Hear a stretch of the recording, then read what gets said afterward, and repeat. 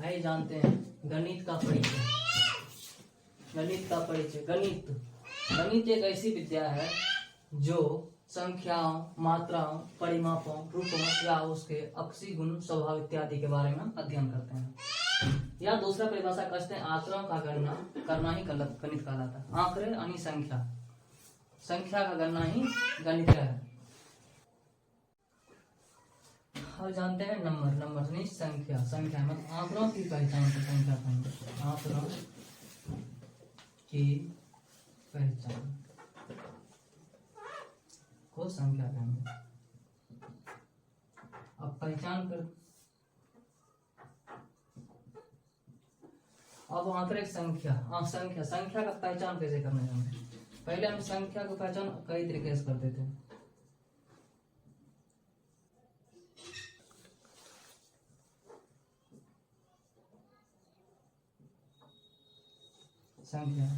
संख्या को हम कई प्रकार से कर सकते हैं। पहला है, हम इसको लिख सकते हैं दशमिक संख्या।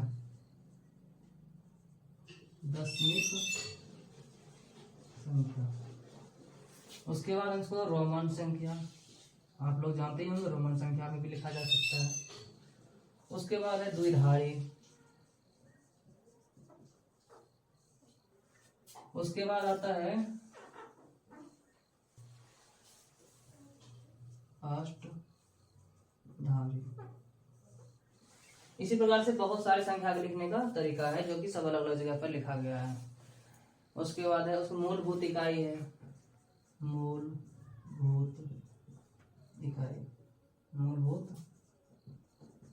इसी प्रकार से हम संख्या को अलग अलग, जैसे दशमिक संख्या में संख्या के उसके 10 डिजिट होते हैं। 10 डिजिट, उस 10 ही डिजिट से हम पूरा संख्या बना सकते हैं। 10 डिजिट क्या है पहले जानते हैं। 0, 1, 2, 3, 4, 5, 6, 7, 8 और 9।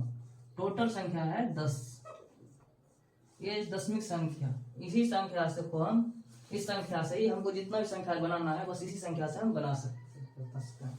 उसी प्रकार रोमन है, इसमें भी कई प्रकार रोमन लिखा जा सकता है। जैसे 1 I, इसका I, उसके बाद V L, इसी प्रकार से I V X L C M D, इस तरह से रोमन संख्या का लिखा जाता है। उसके बाद द्विधारी में 2 ही संख्या, बाइनरी कोड भी से कंप्यूटर सब में उपयोग किया जाता है।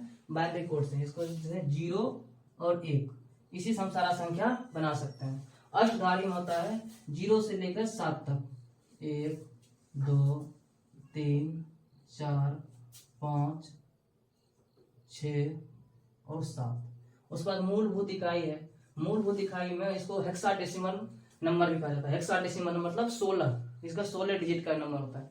इसको हम 16 डिजिट क्या है पहला 0 1 2 3 4 5 6 7 8 9 के बाद A B C D E और F, इस प्रकार से मूलभूत इकाई का नंबर डिजिट है।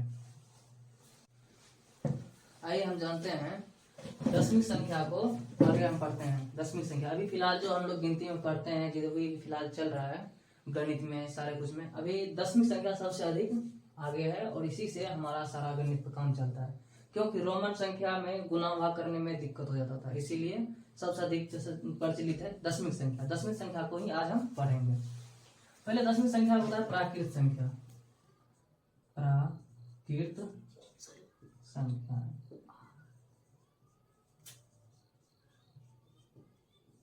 यानी नेचुरल नंबर।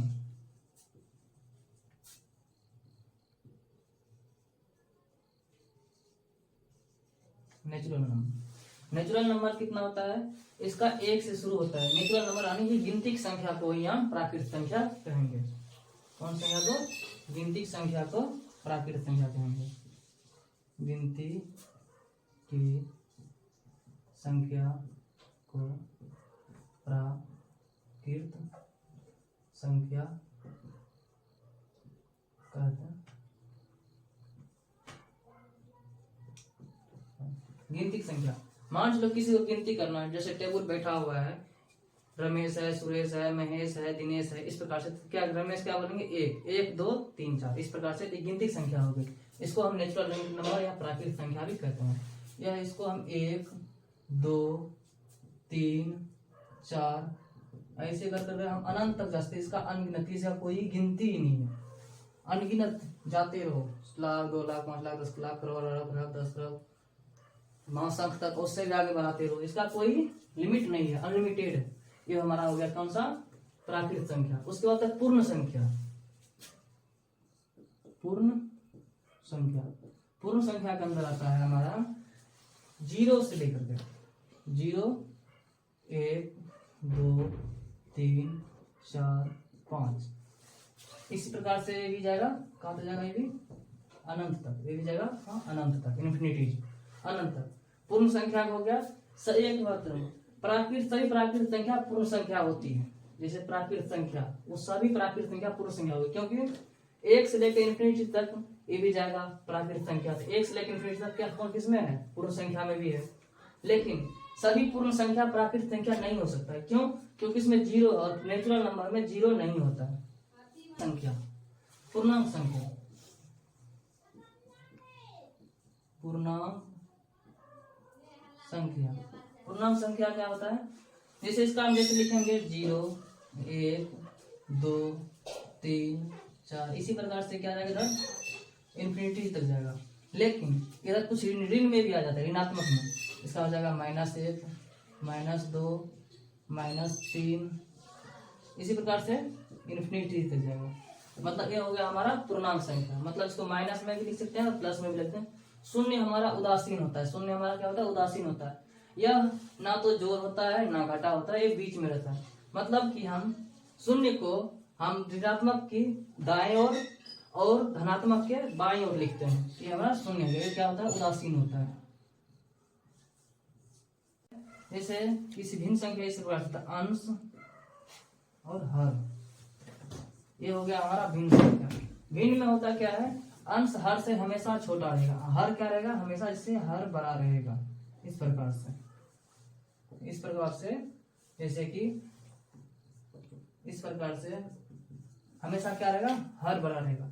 इसी में कुछ होता है मिश्रित भिन्न। मिश्रित भिन्न, मिश्रित भिन्न होता क्या है, उसमें अंश बड़ा रहेगा। जैसे 11/5, 15/7, इसी प्रकार से इसमें एक क्या है, मिश्रित भिन्न। मिश्रित भिन्न क्या होता है, एक पूर्णांक में निकल जाता है, इसलिए इसको मिश्रित भिन्न कहते हैं। आइए आगे जानते हैं हम सम संख्या। सम संख्या वैसी संख्या जिसमें 2 से भाग लग जाए, वही संख्या जिसमें 2 से भाग लग जाए वो क्या कहलाता है, वो सम संख्या कहलाता है। वैसी संख्या जिसमें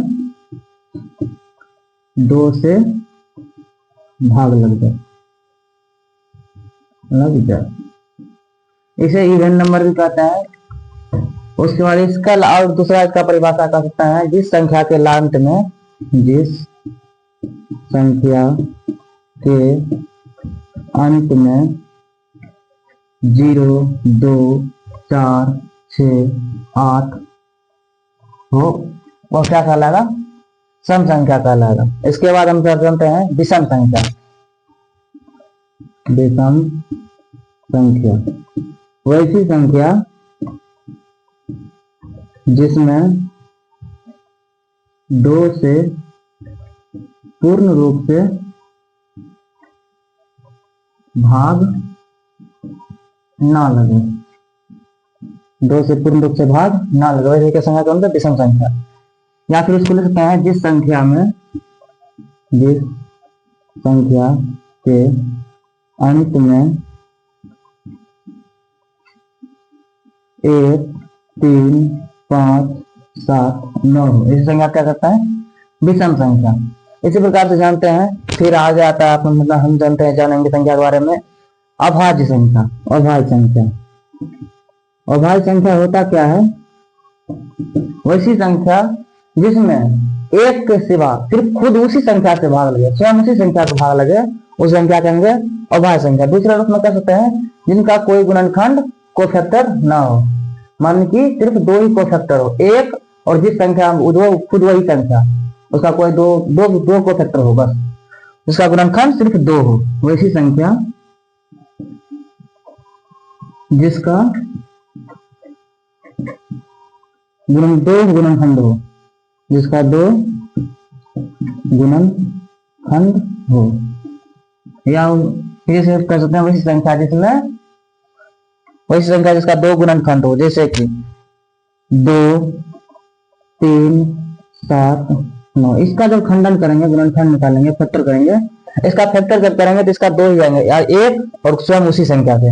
3 का वही है, एक और स्वयं उसी संख्या से। 7 का वही है, लेकिन 9 में 3 से हमें भाग लग जाएगा, इसलिए क्या है, भाज्य संख्या है, अभाज्य नहीं है। 7 के बाद आ जाएगा अपना 11, 13, 17, 19, 23, 29। इसी प्रकार से इसका भी संख्या क्या होगा, अनगिनत होगा। इसका भी संख्या क्या होगा, अनगिनत होगा। इसी प्रकार से हम दो ऐसी संख्या है जो कि अभाज्य भी है और सम भी है। वही एक ही संख्या ये दो है जो कि सम है और अभाज्य भी है। परीक्षा में कभी पूछ देता है कॉम्पिटिशन एग्जाम में, वैसी संख्या, वैसी कौन सी संख्या है जो अभाज्य है, तो 2 है, और केवल एक ही संख्या ऐसी है 2। उसका भाज्य संख्या वैसी संख्या जिसका 2 से अधिक गुणनखंड हो, वैसी संख्या जिसका 2 से अधिक गुणनखंड हो, वह संख्या क्या कहलाएगा, भाज्य संख्या। जैसे 4 का जब हम खंडन करेंगे तो इसका क्या आएगा, 1 से भी भाग लगेगा, 2 से भी भाग लगेगा और 4 से भी लगेगा। ऐसा कितना आ गया, 3, इसलिए 2 से अधिक भाज्य संख्या है। इसी प्रकार से 6 हो गया, 8 हो गए, इसमें 1 से भी लगेगा, 2 से भी लगेगा, 3 से लगेगा, स्वयं 6 से लगेगा। इसमें क्या है, सिर्फ 1 से लगेगा और 2 से लगेगा। इसमें क्या है, 1 से लगेगा और स्वयं 3 से ही लगेगा। इस प्रकार ये अभाज्य संख्या हो गया और ये भाज्य संख्या हो गया। अभाज्य संख्या वैसी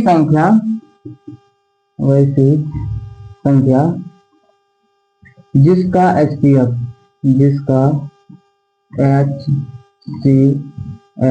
highest common factor, HCF full form का हाईएस्ट कॉमन फैक्टर, मतलब कि महत्तम समावर्तक।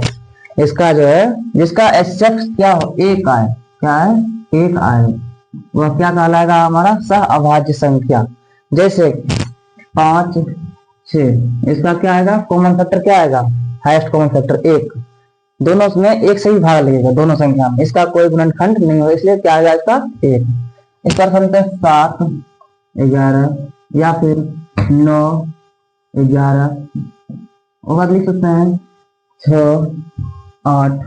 इसमें 2 आ जाएगा कॉमन, देखिए ये क्या है, सहअभाज्य संख्या नहीं होगा। ये इस प्रकार से आपका जो संख्या आएगा ये क्या हो जाएगा, सहअभाज्य संख्या। उसके बाद क्या है, जुड़वा अभाज्य संख्या। जुड़वा अभाज्य संख्या, जुड़वा अभाज्य संख्या क्या होता है, वैसी अभाज्य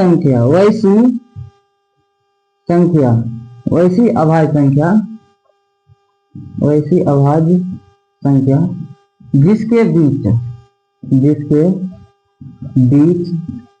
एक भाज्य संख्या है, एक कौन संख्या है, भाज्य संख्या आए, वह क्या कहला जाएगा, जुड़वा अभाज्य। उदाहरण के लिए हम देख सकते हैं 3, 5, इसके बीच में क्या आएगा, 1, 4 क्या है, भाज्य संख्या है। उसके बाद 5, 7, इसके बीच में कौन से है, 6, एक क्या है, भाज्य संख्या है। उसके बाद 7 और 11 नहीं होगा, 7 और 11 के बीच में मान चलो 7 है, 11 है, यह दोनों नहीं होगा, क्योंकि इसके बीच में 8 भी है, 9 भी है, 10, 3 भाज्य संख्या है, इसलिए यह जुड़वा अभाज्य नहीं है। 11, 13 हो सकता है। इसी प्रकार से जिसके बीच में एक ही भाज्य संख्या हो वह क्या कहला जाएगा, जुड़वा अभाज्य संख्या। अगर आप गणित में कमजोर हैं, मतलब गणित बिल्कुल नहीं जानते हैं, तो शुरुआत करिए। अगर आपका बच्चा 7वीं 8वीं में चला गया है, गणित में कुछ नहीं जानता है, उसको 10वीं के 2 साल के बाद 10वीं एग्जाम देना है, या फिर आप कॉम्पिटिशन तैयार करना चाहते हैं, आप शुरुआत हमारे यहाँ से शुरू करिए, गणित के परिचय से। यहाँ से आपको आगे चलकर आपको किसी प्रकार का गणित के बेसिक चीज में दिक्कत नहीं होगा और आगे चलकर आपका मैथ में मजबूत हो जाएगा। मैथ एक खेल की तरह है, उसको जितना खेलिएगा उतना मजबूत हो जाएगा।